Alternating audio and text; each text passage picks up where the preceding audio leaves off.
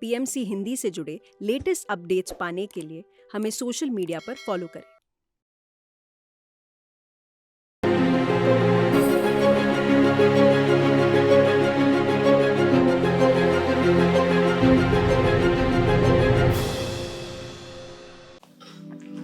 जिसे आप ध्यान कह रहे हैं उसमें और ऑटो हिप्नोसिस और आत्मसम्मोहन में क्या फर्क है? वही फर्क है जो नींद में और ध्यान में है। इस बात को समझ लेना उचित है।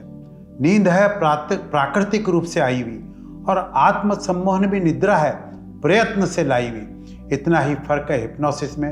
हिप्नोस का मतलब भी नींद होता है। हिप्नोसिस का मतलब होता है तंद्रा, उसका मतलब होता है सम्मोहन।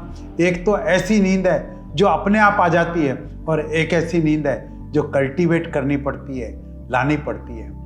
अगर किसी को नींद ना आती हो तो फिर उसको लाने के लिए कुछ करना पड़ेगा। तब एक आदमी अगर लेट कर यह सोचे कि नींद आ रही है, नींद आ रही है, नींद आ रही है, मैं सो रहा हूँ, मैं सो रहा हूँ, मैं सो रहा हूँ, और यह भाव उसके प्राणों में घूम जाए, उसका मन पकड़ ले कि मैं सो रहा हूँ, तो नींद आ रही है, तो उसका शरीर उसी तरह का व्यवहार करना शुरू कर देगा और शरीर कहेगा नींद आ रही है, अब शिथिल हो जाओ। नींद आ रही है तो श्वासें कहेगी अब शिथिल हो जाओ। नींद आ रही है तो मन कहेगा अब चुप हो जाओ। नींद आ रही है, इसका वातावरण पैदा अगर कर दिया जाए भीतर, तो शरीर उसी तरह व्यवहार करने लगेगा। शरीर को इससे कोई मतलब नहीं है। शरीर तो बहुत आज्ञाकारी है। अगर आपको रोज 11 बजे भूख लगती है, रोज आप खाना खाते हैं 11 बजे, और आज घड़ी में चाबी नहीं भर पाए और घड़ी रात में ही रुक गई और अभी सुबह के 8 ही बजे, और आपने देखा घड़ी रात को 11 बजे ही रुक गई थी, तो आपका पेट एकदम कहेगा भूख लगाई। अभी 11 नहीं बजे हैं, अभी 3 घंटे है 11 बजने में, लेकिन घड़ी कह रही है आपकी कि 11 बज गए। पेट एकदम से खबर देगा कब भूख लगाई है, क्योंकि पेट की तो यांत्रिक व्यवस्था है। 11 बजे रोज भूख लगती है, तो 11 बज गए तो भूख लगाई, पेट खबर कर देगा। पेट बिल्कुल खबर कर देगा कब भूख लगाई है। अगर रोज रात आप 12 बजे सोते हैं और अभी 10 ही बजे हैं, पर घड़ी ने 12 के घंटे बजा दिए, तो घड़ी के घंटे देख करके आप फौरन पाएंगे कि तंद्रा उतरनी शुरू हो गई है, क्योंकि शरीर कहेगा 12 बज गए, अब सो जाना चाहिए। शरीर बहुत आज्ञाकारी है, और जितना स्वस्थ शरीर होगा उतना ज्यादा आज्ञाकारी होगा। स्वस्थ शरीर का मतलब यही होता है कि आज्ञाकारी शरीर।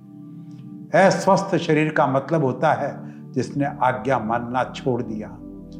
अस्वस्थ शरीर का और कोई मतलब नहीं होता। इतना ही मतलब होता है आप आज्ञा देते हैं और वह नहीं मानता है।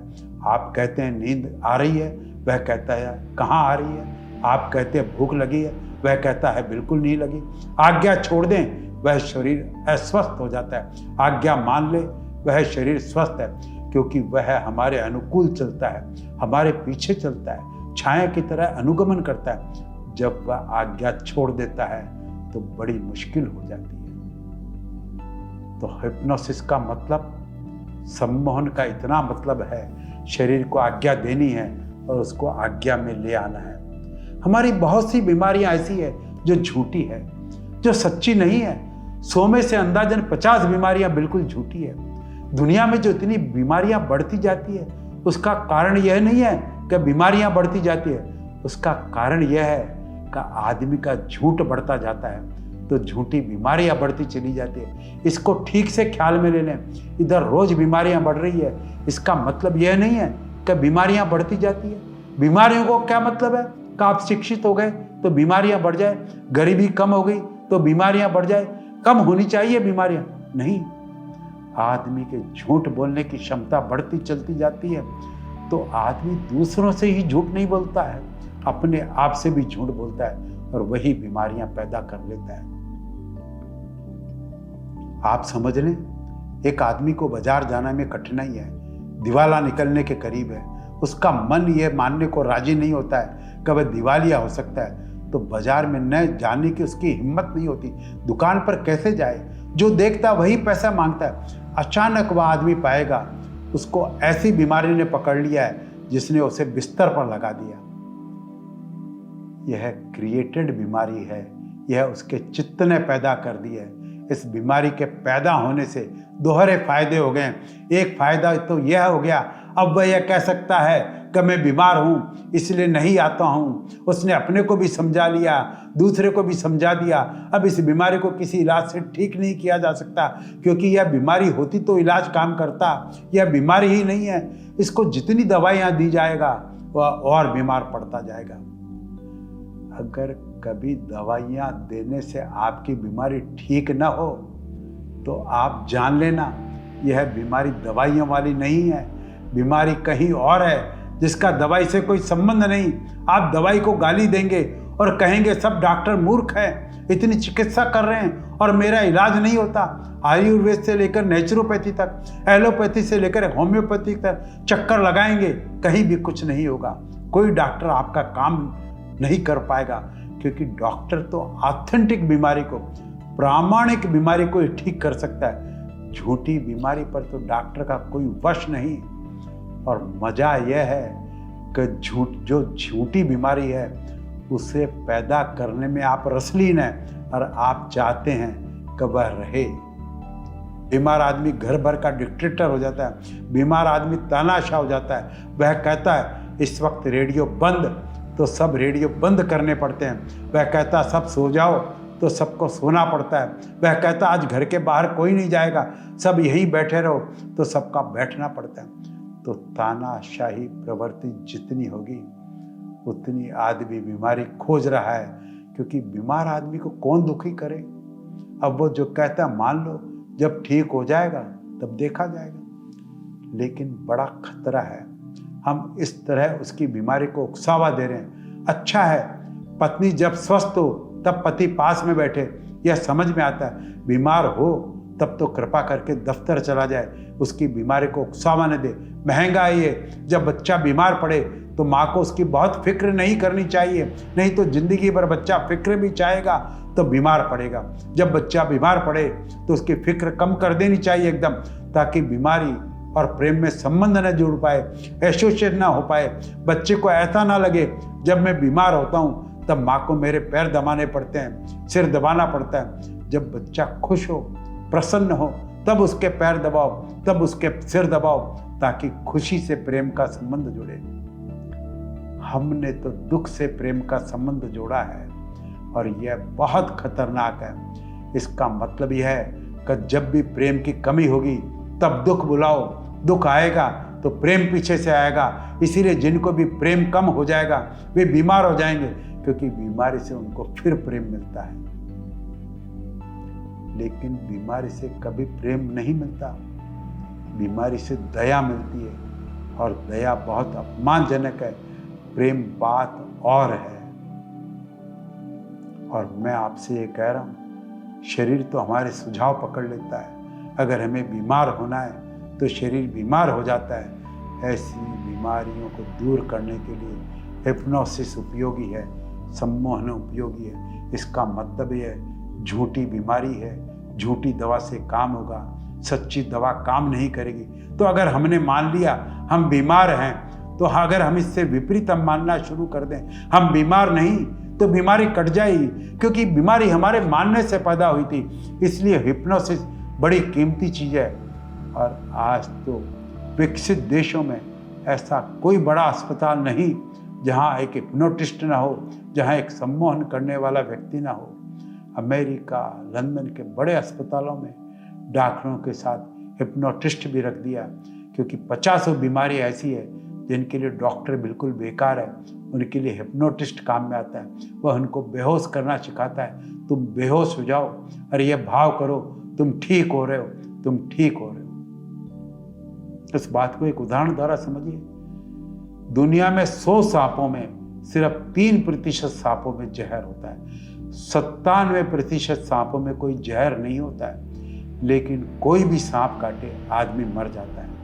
बिना जहर वाले सांप से भी आदमी मर जाता है। इसीलिए तंत्र मंत्र काम करते हैं। तंत्र मंत्र यानी झूठा इलाज। अब एक आदमी को एक ऐसे सांप ने काटा है जिसमें जहर ही नहीं है। अब उसको सिर्फ इतना विश्वास दिलाना जरूरी है कि सांप उतर गया, बस काफ़ी है, सांप उतर जाएगा, सांप चढ़ा ही नहीं। अगर उसको यह विश्वास ना है तो वह आदमी मर सकता है। अगर इसको ये पक्का विश्वास बना रहे कि सांप ने मुझे काटा है, वह मरेगा, सांप के काटने से नहीं, इस विश्वास से मर जाएगा। एक उदाहरण के द्वारा स्पष्ट करता हूं। एक बार एक ऐसी घटना घटी। एक आदमी सराय से गुजरा। उस रात उस सराय में उसने खाना खाया और सुबह चला गया, जल्दी उठ करके चला गया। साल भर बाद वापस लौटा उस रास्ते से, उसी सराय में ठहरा। तो सराय के मालिक ने कहा, आप सकुशल हैं? हम तो बड़े डर गए थे। उसने क्या हो गया? बोला, जिस रात आप यहाँ ठहरे थे तो जो खाना बना था उसमें एक सांप गिर गया था। 4 आदमी ने वो खाना खाया, चारों मर गए थे और एक आप थे। आप जल्दी उठ करके चले गए, आपके लिए हम बड़े चिंतित थे, मगर आप तो जिंदा है। उस आदमी ने कहा, सांप? और वह आदमी वहीं गिर पड़ा और मर गया साल भर बाद। उसने कहा, सांप खा गया? उसके हाथ पैर कंपे और वहीं गिर पड़ा। उस सराय के मालिक ने कहा, घबराइए मत, अब तो कोई सवाल नहीं। पर तब तक तो वह आदमी मर चुका था, छोड़ चुका था। इस तरह की बीमारी के लिए हिप्नोसिस बहुत उपयोगी है, क्योंकि हिप्नोसिस का मतलब ही इतना है कि जो हमने व्यर्थ ही झूठ अपने चारों तरफ जोड़ लिया है, हम उसे दूसरे झूठ से काट सकें। ध्यान रहे, अगर झूठा कांटा किसी के पैर में लगा हो तो असली कांटे से कभी मत निकालना। झूठे कांटे को असली कांटे से निकालने में बड़ा खतरा है। एक तो झूठा कांटा निकलेगा नहीं और असली कांटे से पैर और छिद जाएगा। झूठे कांटे को झूठे कांटे से ही निकालना पड़ता है। तो ध्यान और हिप्नोसिस में क्या संबंध है? उतना ही संबंध है। जहां तक झूठे कांटे गड़े हैं वहां तक हिप्नोसिस का उपयोग किया जाता है। तो जब मैं आपसे कहता हूं यह भाव करें कि शरीर शिथिल हो रहा है, तो यह हिप्नोसिस है, यह सम्मोहन है, यह आत्म सम्मोहन है। असल में आपने ही यह भाव कर रखा है कि शरीर शिथिल नहीं हो सकता, उसको काटने के लिए इसकी जरूरत है और कोई जरूरत नहीं। अगर आपको यह पागलपन ना हो तो आप एक दफा ख्याल करें और शरीर शिथिल हो जाएगा। शरीर को शिथिल करने के लिए काम नहीं हो रहा है, क्योंकि आपकी जो धारणाएं हैं कि शरीर शिथिल होता नहीं है, उसको काटने के लिए आपके मन में यह धारणा बनानी पड़ती है कि शरीर शिथिल हो रहा है, शरीर शिथिल हो रहा है, शरीर शिथिल हो रहा है। आपकी झूठी धारणा को इस दूसरी झूठी धारणा से काट दिया जाता है, तब आपका शरीर शिथिल हो जाएगा। तब आप जानेंगे, हाँ, शरीर शिथिल हो गया। शरीर का शिथिल होना बिल्कुल स्वाभाविक धर्म है, लेकिन हम इतने तनाव से भर गए हैं, हमने इतना तनाव पैदा कर लिया है कि उस तनाव को मिटाने के लिए भी हमारे को कुछ करना पड़ेगा। हिप्नोसिस का बस इतना उपयोग है कि जो आप भाव करते हैं कि शरीर शिथिल हो रहा है, श्वास शांत हो रही है, मन शांत हो रहा है, ये हिप्नोसिस है। लेकिन यहीं तक, इसके बाद ध्यान शुरू होता है और यहाँ तक ध्यान है ही नहीं, ध्यान इसके बाद शुरू होता है। जब आप जागते हैं, जब आप दृष्टा हो जाते हैं, जब आप देखने लगते हैं कि हाँ, शरीर शिथिल पड़ा है, श्वास शांत चल रही है, विचार बंद हो गए हैं या विचार चल रहे हैं, जब आप देखने लगते हैं, बस आप सिर्फ देखने लगते हैं, तो वह जो दृष्टा भाव है वही ध्यान है। उसके पहले तो जो भी है हिप्नोसिस ही है। और हिप्नोसिस का मतलब है लाई गई निद्रा, और कोई मतलब नहीं आती थी, हमने लाई, प्रयास किया है, बुलाया है, आमंत्रित किया है। निद्रा आमंत्रित की जा सकती है, अगर हम तैयार हो जाएं और अपने को छोड़ दें तो वह आ जाती है। लेकिन ध्यान और हिप्नोसिस एक ही चीज नहीं है। यहाँ तक हिप्नोसिस है, यहाँ तक सम्मोहन है, जहाँ तक सब भाव कर रहे हैं हम। जब भाव करना बंद कर दिया और जाग गए, अवेयरनेस जहाँ से शुरू हुई वहाँ से ध्यान शुरू हुआ, जहाँ से दृष्टा और साक्षी भाव शुरू हुआ वहाँ से ध्यान शुरू हुआ। इसीलिए हिप्नोसिस की जरूरत है। आप उल्टी हिप्नोसिस में चले गए। इसको वैज्ञानिक भाषा में कहना पड़े, यह हिप्नोसिस ना होकर के डी हिप्नोसिस है। यह संबंध ना होकर के संबंध तोड़ना है, क्योंकि सम्मोहित तो हम हैं, पर हमें पता नहीं, क्योंकि जिंदगी में हम सम्मोहित हो गए। हमें पता नहीं, हमको ख्याल नहीं, हमने किस तरह के सम्मोहन कर लिए, हमने किस किस तरकीब से सम्मोहन पैदा कर लिए हैं। हमारी पूरी जिंदगी का बड़ा हिस्सा सम्मोहन का है। और जब हम सम्मोहित होना चाहते हैं तो हम ख्याल ही नहीं करते कि हम क्या कर रहे हैं। हम जिंदगी भर ऐसे ही जीते हैं। हमें ये ख्याल आ जाए तो सम्मोहन टूट जाए, सम्मोहन टूटे तो भीतर प्रवेश हो सकता है, क्योंकि सम्मोहन असत्य की दुनिया है। आप समझे, एक आदमी साइकिल चलाना सीख रहा है, बड़ा रास्ता है, 60 फीट चौड़ा है, और एक पत्थर पड़ा हुआ है एक किनारे पर, 1 मील का पत्थर लगा हुआ है। अब एक आदमी 60 फीट चौड़े रास्ते पर अगर आंख बंद करके भी साइकिल चलाएगा तो बहुत मुश्किल है उस पत्थर से टकराने।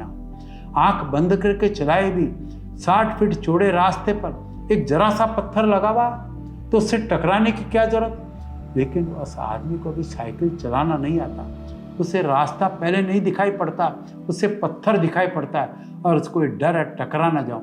और जैसे ही उसको ये डर है कि टकरा ना जाऊं, वह हिप्नोटाइज हो गया। और हिप्नोटाइज होने का मतलब है रास्ता दिखना बंद हुआ और पत्थर दिखना शुरू हुआ। अब उसे पत्थर दिखने लगेगा, अब वह डर रहा है, उसका हैंडल घूमने लगेगा पत्थर की तरफ, और वह जितना हैंडल घूमता है वह डर रहा है। जहाँ ध्यान है वही हैंडल जाएगा, ध्यान उसका पत्थर पर है, और ध्यान इसलिए कि टकरा ना जाऊं पत्थर से। तो रास्ता मिट गया, पत्थर ही रह गया। अब वह पत्थर की तरह सम्मोहित होता चला जा रहा है, और जितना जाता है उतना घबराता है, जितना घबराता है उतना जाता है, और वह आदमी पत्थर से टकरा गया। सीखने वाले आदमी को बड़ी हैरानी होती है, इतना बड़ा रास्ता था, मैं इस पत्थर से कैसा टकरा गया, बच करके क्यों नहीं निकल सका। वह हिप्नोटाइज हो गया, उसने ध्यान दिया पत्थर पर कि कहीं टकरा न जाऊं।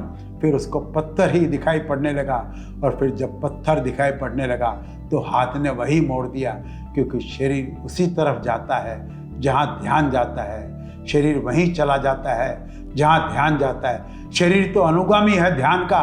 अब वह चल पड़ा, जितना वह डरा उतना ही पत्थर का ध्यान रखना पड़ा, कहीं टकरा न जाऊं। तो वह पत्थर का देखता रहा, जितना उसने देखा उतना हिप्नोटाइज हो गया, उतना सम्मोहित हो गया, और वह चला गया और पत्थर से टकरा गया।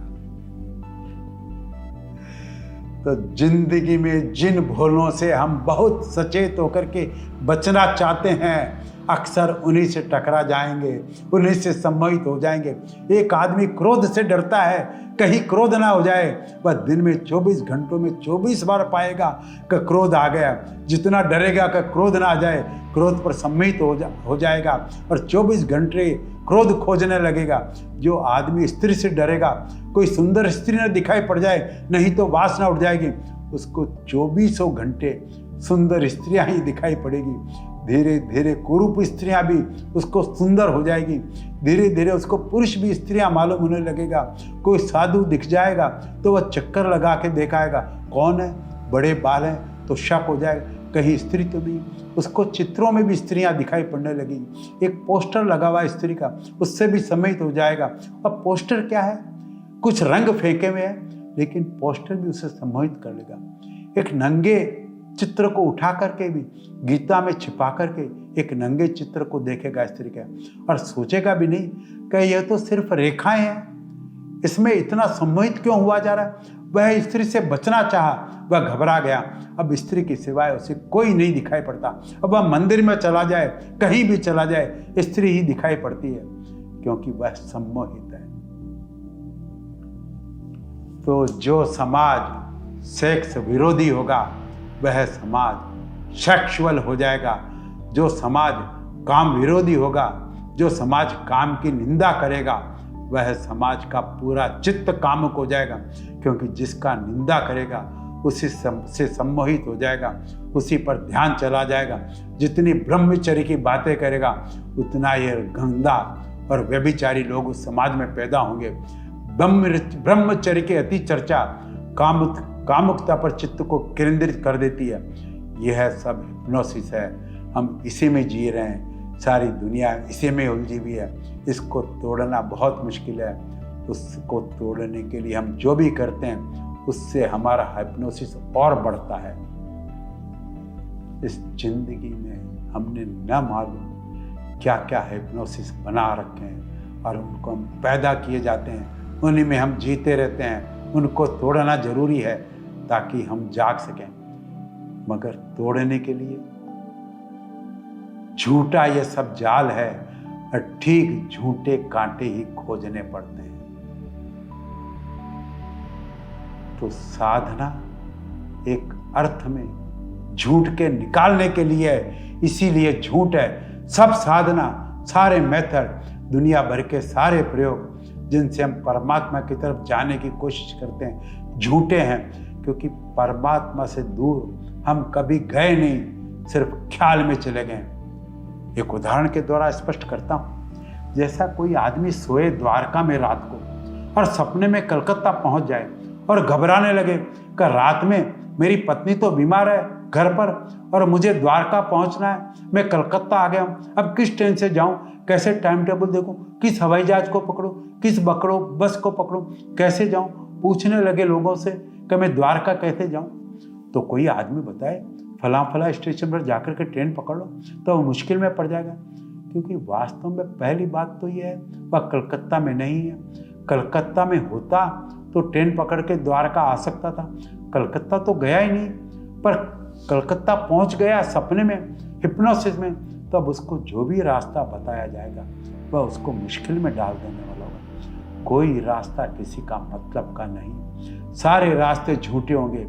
वह द्वारका लौटेगा तो सच्चे रास्ते से लौट ही नहीं सकता, क्योंकि सच्चा रास्ता हो ही नहीं सकता, क्योंकि वह कलकत्ता कभी पहुंचा ही नहीं कि वहां से कोई रास्ता पकड़ ले। वह किसी ट्रेन में द्वारका बैठ कर के आएगा तो वह ट्रेन भी उतनी झूठी होगी जितना झूठा कलकत्ता था। कलकत्ता हावड़ा स्टेशन से गाड़ी पकड़ेगा तो हावड़ा स्टेशन भी झूठा होगा जितना कलकत्ता झूठा था। टिकट खरीदेगा तो वह भी झूठा होगा, रास्ते में टिकट चेक करेगा तो वह भी झूठा होगा। स्टेशन वगैरह पड़ेंगे सब झूठे होंगे। वह द्वारका आएगा, प्रसन्न होकर के उठ जाएगा, तब हैरान होगा, बड़े आश्चर्य की बात है, मैं तो अपनी खाट पर सोया हुआ था, मैं कहीं गया ही नहीं था, तो मैं लौटा कैसे लौटा। तब मालूम पड़ेगा जाना भी झूठ था और लौटना भी झूठ था। तो परमात्मा के बाहर कोई कभी गया ही नहीं, जा भी नहीं सकता, क्योंकि वही है, उसके बाहर जाने का कोई उपाय नहीं। इसलिए जाना भी झूठ, लौटना भी झूठ। जब जा चुके हो तो लौटना पड़ेगा और कोई उपाय नहीं, जब जा ही चुके हो तो लौटना पड़ेगा, लौटने के लिए उपाय करने पड़ेंगे। लेकिन जब आप लौट पाएंगे तो आप पाएंगे सब मेथड झूठ थे, सारी साधनाएं झूठ थी। साधना करनी पड़ी इसीलिए कि हम चले गए थे, इसीलिए लौटना पड़ा। अगर ये समझ में आए तो कुछ भी ना करना पड़े, आप अचानक पाएंगे कि लौट आए। लेकिन ये समझ में आना मुश्किल है, क्योंकि आप पहुंच गए हैं और आप कहते हैं कि वह तो आप ठीक कहते हैं, लेकिन मैं कलकत्ते में हूँ, मैं लौटूं तो कैसे लौटूं, यह है बताइए। कोई मेरे को पूछता है क्या आपको ईश्वर मिल गया, मैं उनसे पूछता हूं क्या आपका ईश्वर खो गया। अगर मैं कहूं मिल गया है तो मैं ये मान लूंगा कि वह खो गया, वह तो मिला हुआ ही है। जब हमें लगता है खो गया तब भी मिला हुआ है, तब हमें सिर्फ संबंध में खो गए, लगता है वह खो गया। इसीलिए जो आदमी कहे हाँ मुझे ईश्वर मिल गया, वह भी गलती में है। यह ख्याल समझ लेना, वह खोया ही नहीं था। इसीलिए जो जान लेते हैं वह ऐसा नहीं कहेंगे कि ईश्वर मिल गया है, क्योंकि ईश्वर खोया ही नहीं था। बुद्ध को ज्ञान हुआ, लोगों ने पूछा आपको क्या मिल गया। बुद्ध ने कहा मिला कुछ भी नहीं, जो खोया ही नहीं था वही दिखाई पड़ गया, जो खोया ही नहीं था, जो पहले से ही प्राप्त था वही प्राप्त हो गया। तो लोगों ने कहा इसका मतलब कुछ फायदा नहीं हुआ, बेकार मेहनत गई। बुद्ध ने कहा उस अर्थ में कोई फायदा नहीं हुआ, लेकिन मेहनत करने की कोई जरूरत न रह गई, बस इतना ही फायदा हो गया। क्योंकि अब मेरे को किसी यात्रा पर जाने की जरूरत नहीं, अब मैं कुछ खोजने ना जाऊंगा, अभी मैं कुछ पाने ना निकलूंगा, बस इतना फायदा हो गया। क्योंकि अब मैं जानता हूं जहां हूं वहीं हूं सदा से।